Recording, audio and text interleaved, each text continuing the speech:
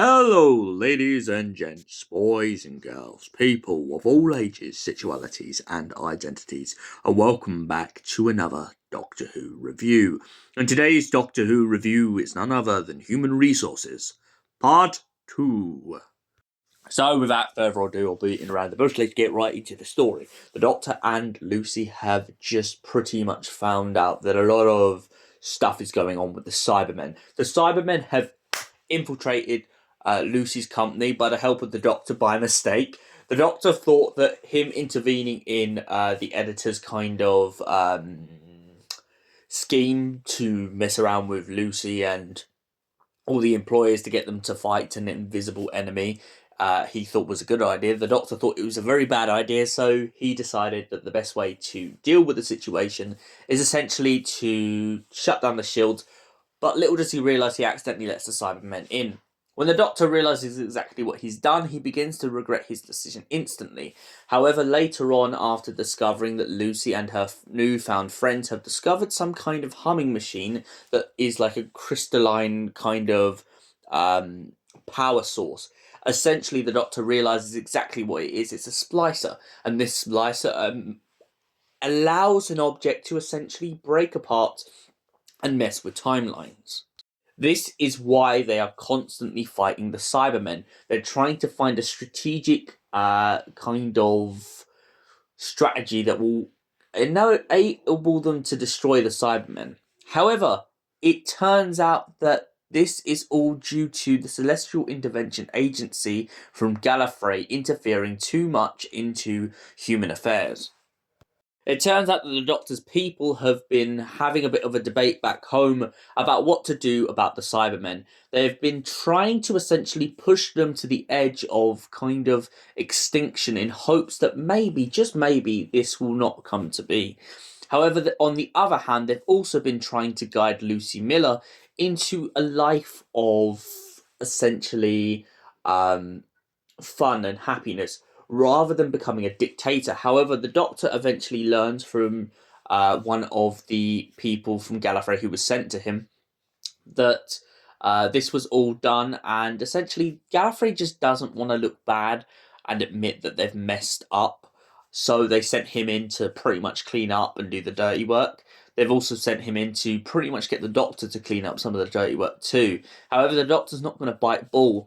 And after watching Lucy break down, being felt like she's been used, manipulated, and most importantly, left on the shelf after she was no longer of any use to the Time Lords, she feels like she doesn't know her own life anymore. This, of course, leads Lucy to go off with the headhunter, and the pair of them begin to try and manipulate the crystal. However, the Doctor has to now convince her that messing with the timeline isn't for the best. And even if she could get back at Gallifrey, what would be the point? And what would she get out of it? Vengeance? Revenge? Would she feel better in herself, or would she feel worse?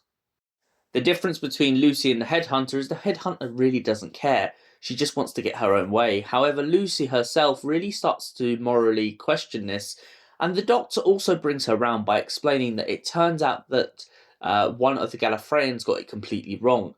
They thought that they were going after Lucy to stop her from becoming a dictator. However, it turns out in turn that the woman that Lucy started the job on the same day as, Carol, is actually the one who would have become the dictator. So the Doctor has two problems now. He has to stop the Cybermen, and he has to kind of stop this weapon from being used on anyone else. Essentially, it turns out that he lets the Cybermen have it, knowing full well that the weapon, due to its deadly power and the way that most Gallifreyan things work, would just backfire on the Cybermen, overriding them and destroying them from the inside.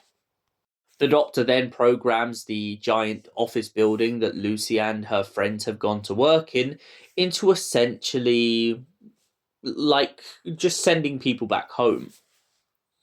Meanwhile, the headhunter decides for some reason to essentially hire Carol rather than sending her back to Gallifrey.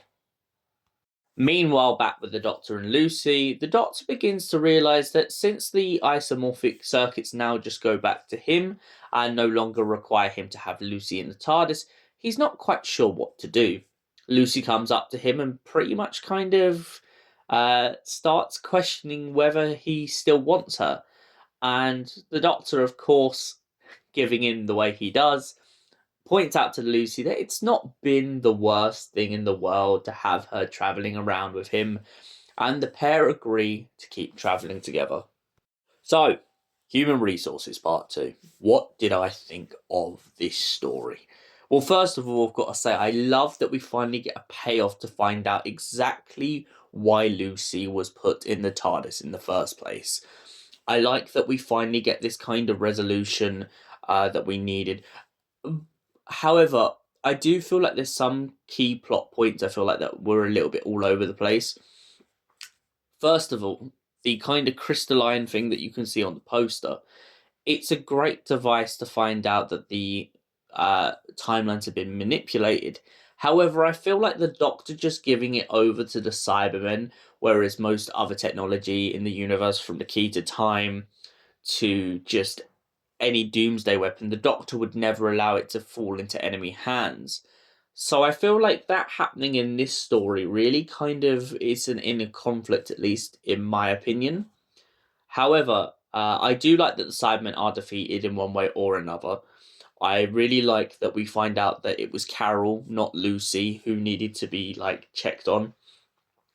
And most importantly, it really reinstates this kind of strength in Lucy's character when we find out it's not Lucy, especially even when the Doctor questions it himself. I mean, the Doctor at the best of times can sometimes be the best or worst judge of character, but quite clearly when it comes to his companions, he knows them well, and he knows that they wouldn't really go in that direction, or at least he hopes. I also like the at the end of the first part and the beginning of this part, I really like the constant mentioning of people being upgraded and people going to processing. That horror element of the Cybermen has always been my favorite, and I feel like them keep bringing it up all the time is the perfect way to reinstall that kind of inner fear of these alien-like creatures who once used to be like humanoids, but have really detached themselves from anything that would make them human. So, what would I give Human Resources Part 2? Well, as I said, there's some very strong elements in this. I like that we get the payoff to Lucy's story arc. However, as I said previously, because of the kind of plot device that they used to destroy the Cybermen, I think I'm going to have to mark it down to about a 7 out of 10. Thank you for watching, though, and we will see you in the next Doctor Who review. Until then, goodbye, stay beautiful, and have an incredible day.